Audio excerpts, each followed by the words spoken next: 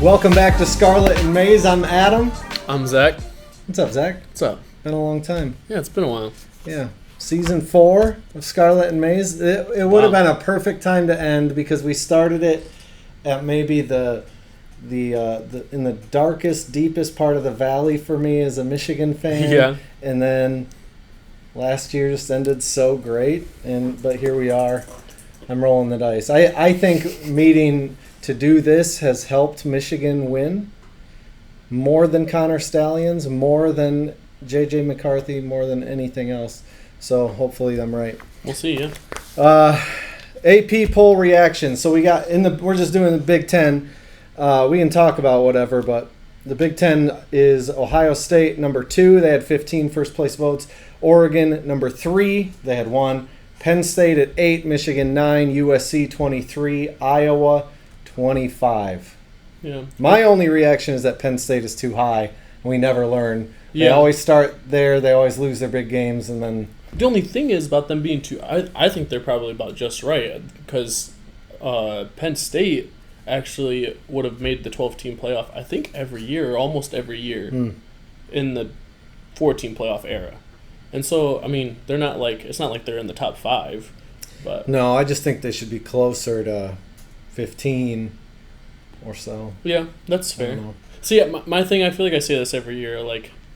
Preseason rankings, who cares? My biggest thing is I feel like Ohio State should have been number 1, but especially with the 12-team playoff these days, it doesn't even matter. No, you just got to be top 4. Right. And, yeah, I mean, Ohio State, they were literally a block away. Like, if Kyle McCord doesn't get hit on that throw, I think he completes that pass. They block that guy. That guy just... but he smoked our offensive line. There was an interview with Rod Moore where he said he did not know that receiver was Marvin Harrison Jr. until after, but he, looking at the formation, knew which receiver they were going to go to, and he said the hit on McCord made it harder for him to intercept it. Interesting.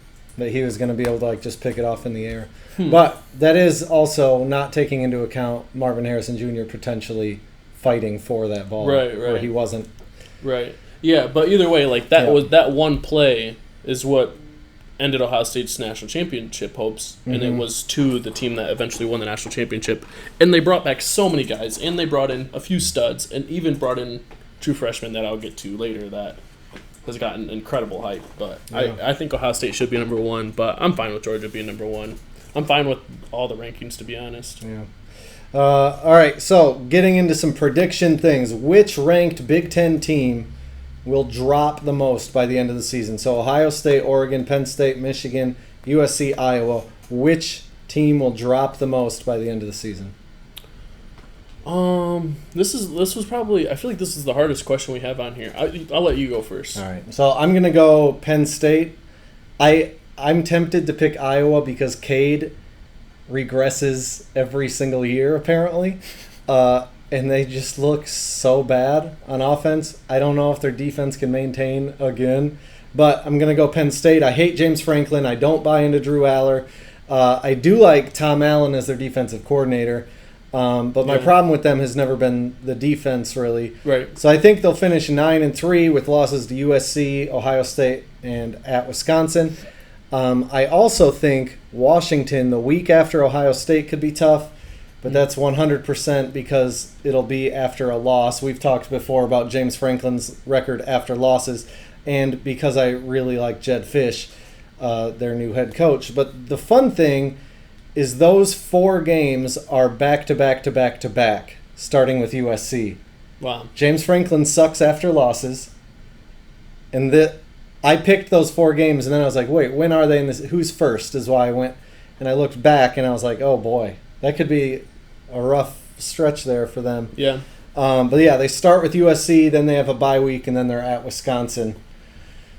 It could be rough for them. Yeah. But 9-3, 8-4, they'll still be ranked. They just wouldn't be in.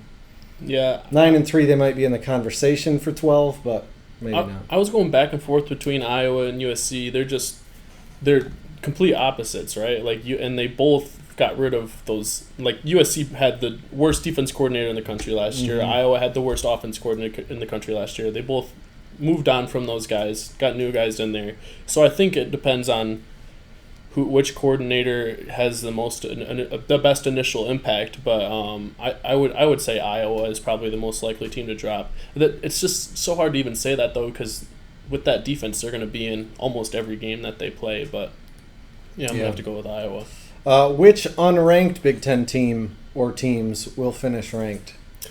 I like Rutgers in this one. I think Schiano's got that program about as good as it can get, and they have a relatively easy schedule and a stud running back. I like Rutgers to win a lot of games and maybe finish in the top 25. Dang. I won't go any higher than that. But. It's fun that I feel like because Schiano was at Ohio State, you like them more. Yeah. And a big part of the reason I like Washington is because Jed Fish is there, and he was Harbaugh's first offensive coordinator at Michigan. Gotcha.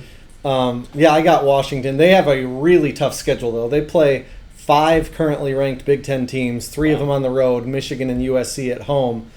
But they also did get Will Rogers from Mississippi State, so they finally got a quarterback who might be able to do something against real defenses, unlike Michael Penix last year. Yeah. Who just folded right when he played one of the best defenses in the history of college football. But, yeah, I got Washington. So you got Rutgers. Yeah. But it is going to be tough for Washington because they got, like I said, 5 currently ranked teams. But those are all opportunities. Like, even if they win 2 of those 5, it's going to be a huge impact on their rankings and if they win the other games that are easier. And I forgot. I don't remember if they play Iowa or not. If they play Iowa, they just got to score once, and then it's game over. Mm-hmm. All right, so Zach, you're going to go first. Ohio State's schedule is Akron, Western Michigan, Marshall at Michigan State, Iowa at Oregon, Nebraska at Penn State, Purdue at Northwestern, Indiana, and at home against Michigan. Predict the record. I honestly think they're going to go 12-0. I think they should go 12-0. With the amount of talent they have on that roster, it might be the most talented Ohio State team in my lifetime. And like with the 12-team playoff, it's not a big deal if they drop one, but I just don't see them doing it. That they don't have. I mean, Oregon is the big one on there, and it's at Oregon, and then obviously Michigan every year, and then at Penn State. Like those are the 3 that are like. They could lose those ones, but I don't think they will. I mean, we'll get to it in a minute. I have them at 11-1. Yeah. With their loss at Oregon. Okay. I do have them. I can't just blindly pick Michigan. Ohio State is very good. Michigan does have a lot of question marks. More on that later, obviously, but I got them 11-1. Loss at Oregon. They've named Will Howard the starter. Who's the starting quarterback in the game? I think unless there's an injury or Julian Sayin is just killing it at practice, I don't think Will Howard will lose the job. I think it'll be Will Howard. I think in the Chip Kelly offense, he just fits really well, and they wanted a guy that could be mobile, and he is large and mobile. And did you know that in Chip Kelly run offenses, all but 2 years in his entire collegiate career, the quarterback has gotten injured for more than 2 games? Wait, can you say it again? In every year except 2 that Chip Kelly was running the offense in college, the starting quarterback got hurt for more than 2 games. Interesting. I just made that up. Oh, okay. I was like, what? Yeah, I think Will Howard will be solid though. I think they've got too many weapons around him, and I think with him as a running option, it'll be make it easier to get the running game going. And but they didn't really have a problem getting it going last year as much as they just stopped running, right? Like they never struggled to run the ball. Yeah, that's fair. That's fair. But I do think in the Chip Kelly run offense, it'll be. They'll run it more, and I think that's something that have they they want to said do. He's calling plays?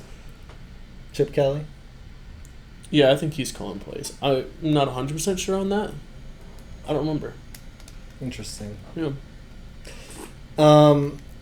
Yeah, I've got Will Howard as well. Like he'll still be starting. Team most likely to beat Ohio State in the regular season. You already said yours. Oregon. Yeah, I think it's Oregon as well. They're really talented. So, they got you were picking them to go undefeated, at least in the regular season. What's your biggest concern for them? My biggest concern it's been the same the last couple of years as the offensive line. It's not something that they've been the best at recruiting compared to other positions that they recruit really well, and it was a weak point at times last year, although it's been better than it was a couple of years ago. Like a couple of years ago, they couldn't even hardly get a run game going. Mm-hmm. But no, I think it's the O-line. I don't think it's the O-line because it's a real concern. I think it's the O-line because they're just set up so nicely at every other position. The wide receivers are always disgusting. The running backs, they have probably the two best running backs in the Big Ten, maybe Donovan Edwards in that mix too. Then quarterback would be probably my next biggest concern, but I think he's just such a good fit.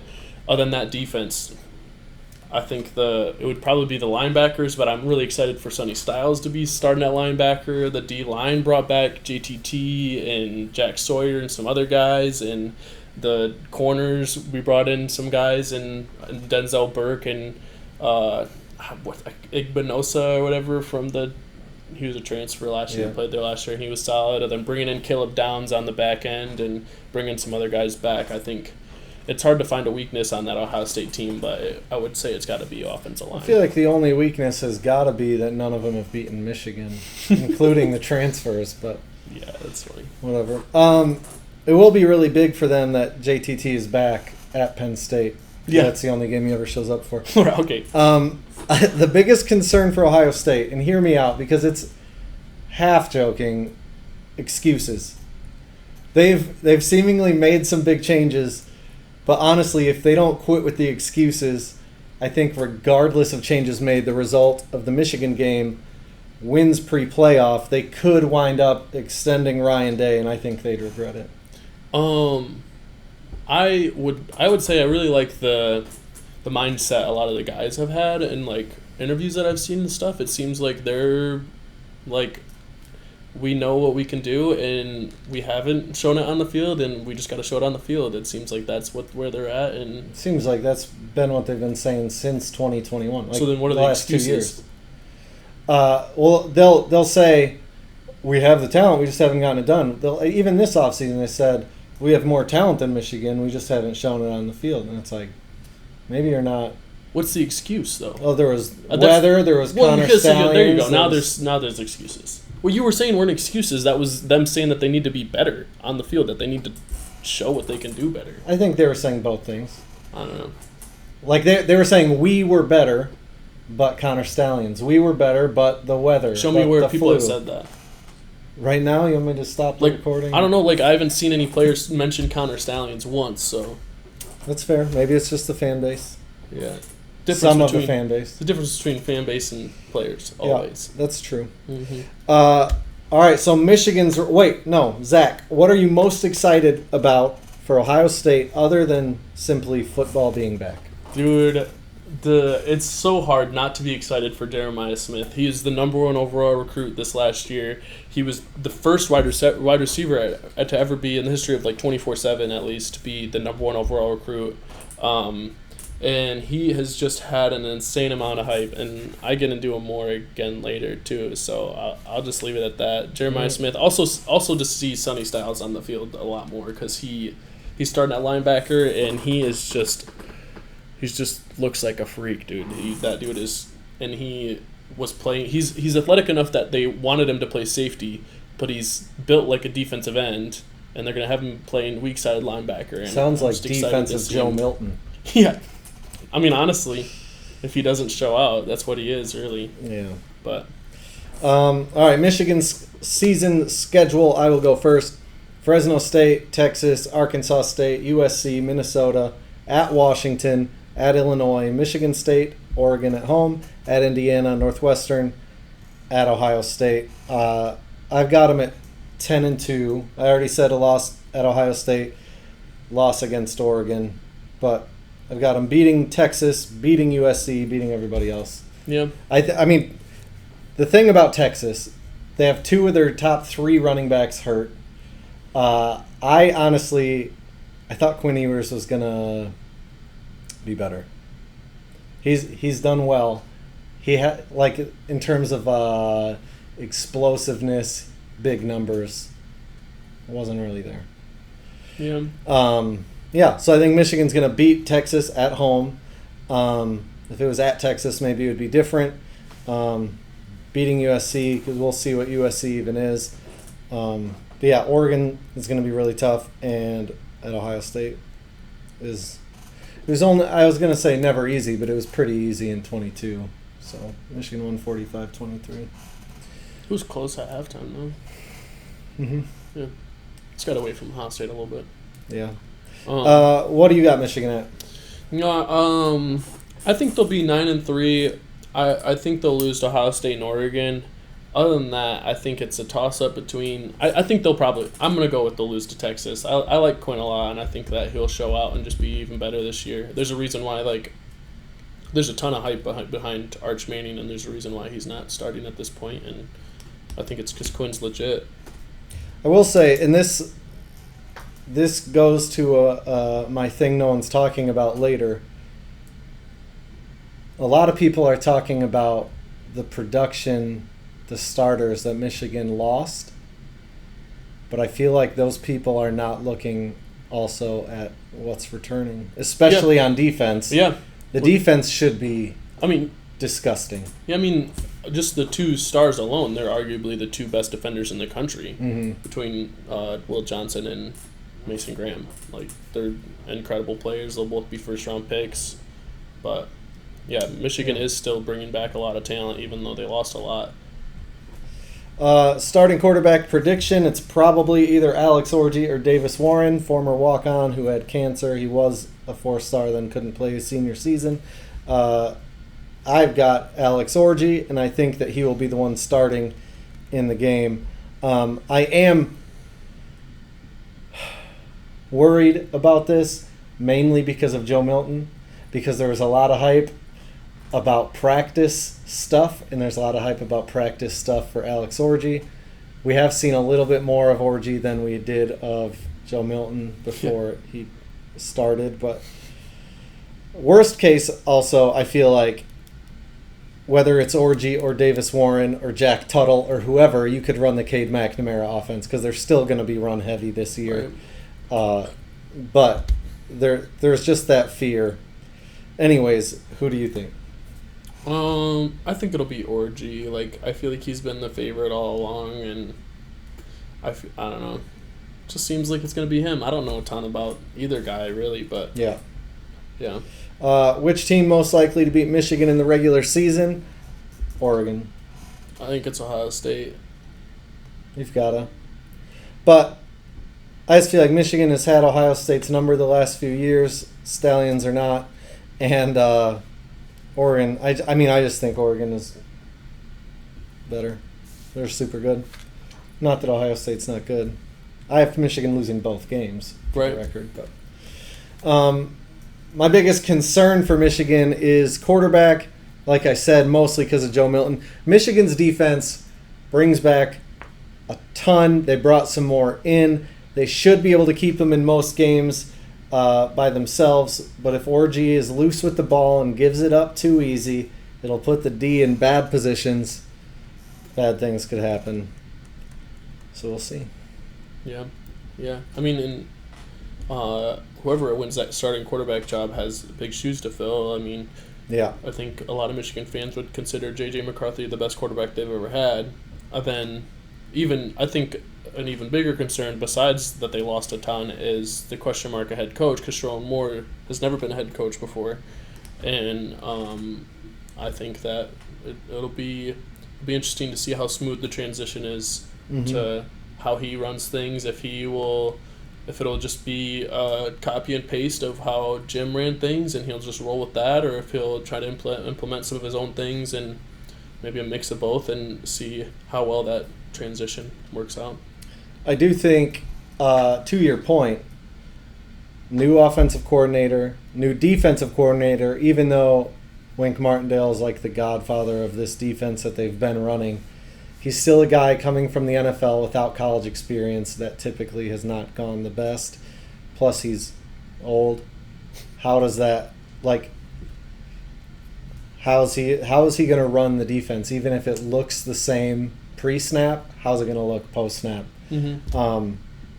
Yeah, I think that's the biggest thing. And Mike Sainristil, if you watch the national championship, was directing a ton out on the field pre-snap, and he's gone as well. So that could be rough. What am I most excited for other than football being back? The NCAA finally officially giving Michigan the notice of allegations instead of leaking shit to Pete Thamel. I said it in our last episode last season, but the same people trying to add an asterisk were the same people who always were trying to add asterisks and always were going to. It's the same people who said Michigan was going to get killed by Alabama, who Michigan beat, and who beat Georgia, whatever. Those people said that Michigan was lucky they didn't have to play Georgia in the playoff. Same people who said Penix was going to carve up the defense and then made excuses for him after the game. Blame the refs, even though statistically speaking, Michigan was over-penalized their season average and Washington was under-penalized their season average, whatever. The only hammer dropping is the eventual realization that no one gives a shit what rival fans think about it, saying it was not a legit title. Same people who seriously try to delegitimize 1997 when they also went undefeated. Won the Natty champs, bitches. So that's what I'm most excited for is I feel like the end is in sight for this, even if it's a year or two down the road where the response finally happens. At least the notice of allegations is out there. That should come out relatively soon, I would think, and then we can stop dealing with just leaks. Right. So, do you think that there's like zero chance that they like vacate anything? They can't vacate the national title because college football playoff is a separate entity from the NCAA. The only times that they've vacated wins are when they've played ineligible players. I don't think they will. Right. Big Ten championship prediction. I'll go first. Oregon's schedule is hilarious. So they play, they host Ohio State, they play at Michigan, and then play exactly 0 other ranked teams. So staying on brand, I'll say a potential trip-up game for them will be in the week of the game where they play Washington. But I think the Big Ten championship game will be a rematch between Ohio State and Oregon. Yeah, I'm going to take Oregon both times. I've got the same rematch in the Big Ten championship, but I got Ohio State both times. You've got Big Ten Player of the Year prediction. Well, they do offense and defense and don't do an overall, right? That's true. Yeah. So, but we can decide our own Big Ten Player of the Year at the end of the season. Mine, I think, will be Caleb Downs. I think Ohio State's defense, with all the guys they brought back and the guys that they brought in, I think that defense will be top tier, amongst the best in the country. Probably top 5. I would bet money that they would have a top 5 defense, and I think that he'll be a huge part of that. And I think he'll win Big Ten Player of the Year.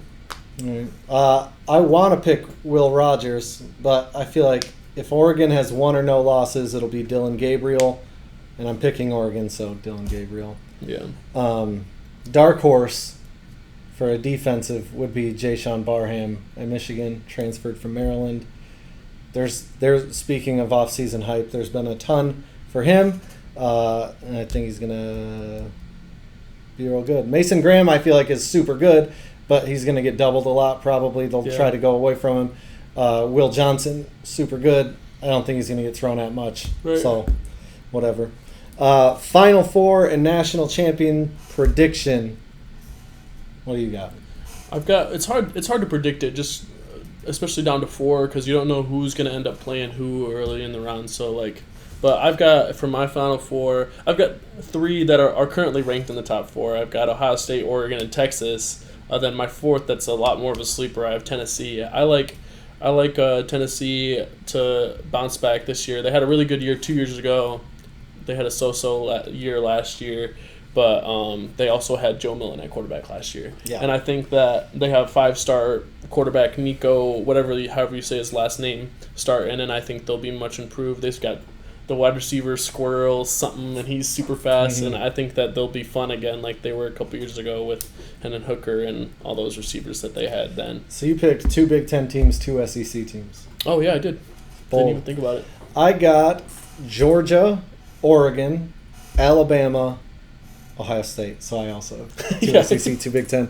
Then I just, for the fun of it, put Georgia over Ohio State, Oregon over Bama, Georgia over Oregon. Oregon still starts with O. I'll go with not gonna have any. I'll go with Ohio State over Texas because I think it'd be really fun if Ohio State got to get a little fun game against Quinn and the Natty and Heisman. I've got Quinn Ewers winning the Heisman. I think that he's legit, and I think he's gotten better every year, and I think he's gonna show out this year. I got Dylan Gabriel. Yeah. Even though I honestly am not a Dylan Gabriel fan, but I get it's partly because that team is so talented, but like Dylan Gabriel, and part of it is their schedule. Yeah. Michigan, Ohio State, and literally nobody else. Yeah. But one step further take. I got 3, so I'll go first. I have none, but I'll wing one. All right. Kalel Mullings will have more rushing yards than Donovan Edwards, and Mason Graham will be a Heisman finalist. I also just said he's not going to get much hype, or he's not going to get much production. That's why I was laughing. I'll scratch that one. Kalel Mullings will have more rushing yards than Donovan Edwards. I just love Kalel Mullings. The times that he's run the ball, except against TCU when he fumbled the goal line, have been impressive, I think. He's freaking huge. He was a linebacker for a bit, but he's just a big guy. By the way, Hassan Haskins just signed with the Chargers. Oh, cool. So that's fun. Nice little reunion. He got cut? Yeah, from Tennessee. Sad. He got cut after Derrick Henry left? Mm-hmm. Yikes. I know. But Kalel Mullings will have more rushing yards than Donovan Edwards. An additional, much colder take. Ohio State's going to run it a lot early. But in big games, Ryan Day, Ohio State will throw it more, and it's going to hurt them. Maybe. I don't know. All right, wing yours. All right, my one step further take. This might be a little crazy, but I think that Jeremiah Smith will be the leading receiver for Ohio State, even though they have potential first-rounder Mecca Igbuka out there too. Okay. Here's my ice-cold take. Will Howard will put up some gaudy passing numbers, mostly in garbage time. Yeah. Because they leave their starters in, they run it up.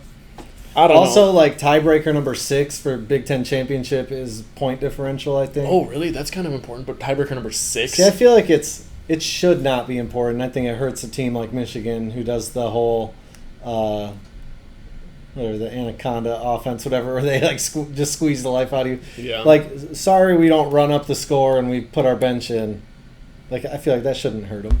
Yeah. Or teams like that. Yeah. But I also don't think it should benefit you to run up the score against Akron in the fourth quarter. Right. Also, like, I'm curious how often it'll even get to the 6th tiebreaker. I don't know what the first 5 tiebreakers are, but right. All right, here we are for the picks. Rapid fire turd pile picks. Howard at Rutgers. North Carolina favored by 2 at Minnesota. I got Minnesota. I got Minnesota too. All right. Eastern Illinois at Illinois. Illinois is favored by 28 points. Yeah. I don't understand that. I mean, it's Eastern Illinois. It is. It's also Illinois. Yeah. But I got Illinois. Yeah, I got Illinois as well. Florida Atlantic, only 14-point underdogs to John Smith's Michigan State. Yeah. I got Michigan State. I've got Michigan State, but I don't know. FAU's fun sometimes. I think there's a chance that they could cover that spread. And it's the first game on a Friday night. Michigan State has 3 Friday night games. Can we just move them to high school? Yeah. This is ridiculous. Western Michigan at Wisconsin. Wisconsin is favored by 23.5. I got Wisconsin. Yeah, I've got Wisconsin too. This is the funniest line probably in the country. Illinois State at Iowa. Iowa's favored by 22.5. Are they going to score 22.5? We don't know. I think that's. But they're favored by 22.5. Probably all they need to score to cover the If there was a team that scored 22.5 points, it would be Iowa. Yeah, it would be Iowa. Yeah. UConn at Maryland. I got Maryland. Yeah, I got Maryland. Larry Bird at Purdue. I got Purdue. Purdue. FIU at Indiana. Indiana's favored by 22. That's kind of crazy to me, but whatever. Indiana. Yeah, I got Indiana. UTEP at Dylan Raiola's Nebraska Cornhuskers. Nebraska. Yeah, I got Nebraska as well. Miami of Ohio is only underdogs by 2.5 at Northwestern. I almost picked Miami of Ohio, but I picked Northwestern. I picked Miami of Ohio. They won the MAC last year. They won, I think, 11 games, and they bring a decent amount of guys back. They're expected to win the MAC again, and I think they'll go on the road and get the upset. Idaho at Oregon. Oregon. UCLA favored by 14 at 1-0 Hawaii. UCLA. Yeah, UCLA. Weber State at Washington. I got Washington. I also got Washington. All right, on to the varsity games. So we got one difference there. Varsity games, Penn State is favored by 8 at West Virginia. I would not be surprised if West Virginia wins, but I got Penn State. Yeah, I feel exactly the same way. I mean, Penn State, especially, I feel like they always have a goofy week 1 game, and it's always close. Mm-hmm. But I do feel like they win more often than not, and I think they'll get the win here. Fresno State at Michigan. Michigan's favored by 21, which I think is real low. Yeah. Even for Michigan, 21, come on. Fresno State's head coach isn't even going to be there.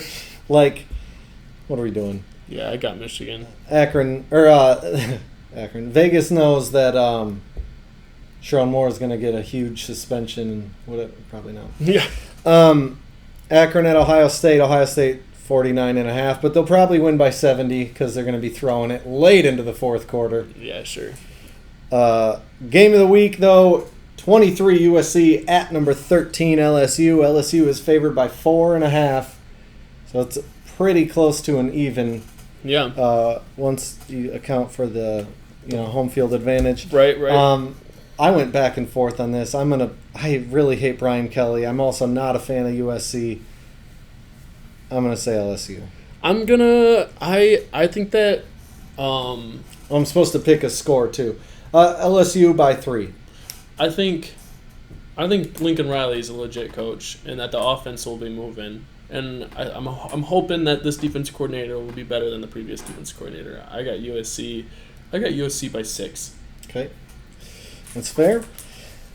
Things no one is talking about. So there was a lot of talk about how much Michigan lost, not in terms of games because they went 15-0. They won the national championship by 3 scores, but returning production. What no one is talking about is the fact that out of the 22 starters for Michigan, only 2 are sophomores or younger. Everyone else is in their 3rd year or more for Michigan. Most of them have more experience than normal because at Michigan, starters rarely play in the second half, let alone the fourth quarter, at least last year. Yeah. So they really do have more experience than a typical backup coming in. What's your thing no one's talking about? My thing that no one is talking about is how insane it is, the level of hype that Jeremiah Smith is getting. He's a true freshman, like I said. I've talked about him a few times now. He was the number 1 recruit and was the number 1. He's the highest rated receiver of all time, and he won the Iron Buckeye, which he's the first true freshman to win that, which is like that goes to whoever works hardest in the weight room, basically. And so he obviously has the work ethic to continue to be considered best, and I've even seen him compared to LeBron. He has on FanDuel right now, he has the 6th best odds to win the Bletnikoff Award, which is like the best wide receiver in the country, regardless of class. And I just think it is absolutely wild the amount of hype that this guy has, and I think it'll be a disappointment if against Akron he doesn't go for at least 100 yards or a touchdown. My only thing is, like, we've seen this parade of insane wide receivers for a long time. Is he as a freshman going to be better than Marvin Harrison Jr. as a junior? No, that's literally what someone said. There's a quote, an anonymous quote from one of the coaches, that he is as good as Marvin Harrison Jr. as his junior now. But imagine if Marvin Harrison Jr. had Emeka Egbuka. He would have been unstoppable against Michigan, surely. He did, and he lost. Okay, dude. I was just joking. Yeah, go on. Thanks. Tweet of the week. What do you got? I got from at I am John W. This one's just hilarious. So it's a picture of the recruiting rankings and it's the top pro-style quarterbacks from a few years ago, and number 1 was DJU, and number 2 was CJ Stroud, and then the caption of the tweet says, DJU losing to unranked teams on his 3rd college, while CJ Stroud is a top 10 quarterback in the NFL is wild. I think it's hilarious and also wild. Because DJU keeps getting chances. I don't know if I said it or not, but I'm pretty sure I did. But DJU was 1 and CJ Stroud was 2 of the quarterback, so it's just ironic. Yeah. I turned the game on, and he completed a pass, and I said, oh, is DJU good now? Nope, he was not. I was following the box score, and I was seeing his completion percentage is pretty good. And then I saw a stat that his average per air throw, air the distance that it goes was negative 0.1. Yeah. Yeah. So funny, dude. How he cannot throw the ball down the field is insane. Mm-hmm. But here we are. Mine is from @WoodyVersusWorld, which is an Ohio State fan account. It says, did you push yourself to be great today? If you didn't do it, you lost today. We don't have many days to lose. It was a clip of Urban Meyer talking to Ohio State, and I just love that the most recent example of an Ohio State coach truly being great is a man knuckle deep in strangers' butts instead of on the sideline in Columbus. What are you talking about, dude? Urban Meyer touches strangers' butts. You don't. That is. But he's not the head coach anymore. My point is, I love that they couldn't post Ryan Day blowing a whistle, jumping into players and whatever. I just don't think Ryan Day is him. Is all. I think you're a hater. I agree. You think that he isn't him based on 3 games? No, I think he's not him based on big games. And because of that, I laugh at his pre-games. What other big games has he not performed well in? Name one. It's not about performed well. It's about wins, is it not? Yeah, but people weren't even expecting them to be close to Georgia, and that's the only other big game that they've lost that mattered any. So it's a moral victory. No, it's not a moral victory. Ohio State should have won that game. They could have won that game. If Marvin Harrison Jr. doesn't get hurt, I think there's a decent chance that they win that game. Maybe. So you're still all on board with Ryan Day? Oh, yeah, I think Ryan Day is great. Hypothetical. If they win all of their games except the Michigan game, make the playoff, win the Natty, does he get extended? I mean, if you win the Natty, you kind of got to. What if he makes the playoff but loses before the Final Four after losing to Michigan? I'm just wondering where the line is at in your mind for he'd have to go. Because if he loses to Michigan, loses to Oregon, lost one other game, they were 13th, don't make the playoff, surely they're going to kick him then. Right, yeah. If they miss the playoffs, especially with this roster, there's 0 chance that he sticks around. But there is I'm not saying this facetiously, but there's a lot of pressure. I really don't think there is. I don't think there is, just partly because of their schedule and partly just because of how freaking stacked they are. I think the stacked is why there's a lot of pressure. No, I think how do you not win with this roster? But I think that's what takes the pressure off. Is how do you not win with this roster? I could go out there and coach and they'd win 10 games. Probably. We'll see, but we won't find out for a while because they're playing Akron week 1. So, okay, Fresno State. Michigan showed it on the field last week. Let me see. So last year. So their first maybe difficult game is week 1, 2, 3, 4, 5 against Iowa. And then they're at Oregon the next week. The issue with looking at Ohio State's schedule just as face value is they had a home and away scheduled with Washington that got canceled because Washington's joined the Big Ten. Go look at their non-conference schedule coming up. They have home and aways with Texas, Bama, Georgia. I'm not going to do that because when Michigan was getting crap for their out-of-conference schedule, it was glossed over that they were they had gone the longest without playing an FCS team or whatever. But the second they had a week schedule, they stopped playing FCS teams because they lost to an FCS team, dude. It's crazy. They played more after that, but oh, they did. Yeah, but they didn't schedule anymore after that. Those ones are already on the schedule. Maybe. I don't think they should have scheduled App State. I don't think they should now. They actually played App State again after that. But they were in the FBS. Friggin' Dave Brandon. It doesn't matter. Don't schedule that team. We don't need to be 1-1. Like, just whatever. With that, fun fact: me and Adam were in a big online dynasty, and he is App State, and he lost last night in overtime. It's an inside job. I just wanted to get my revenge for that, and so I'm gonna go winless the rest of the way. Shout out Zay, good win. With that, we'll see you next week. Go Blue. Go Buckeyes.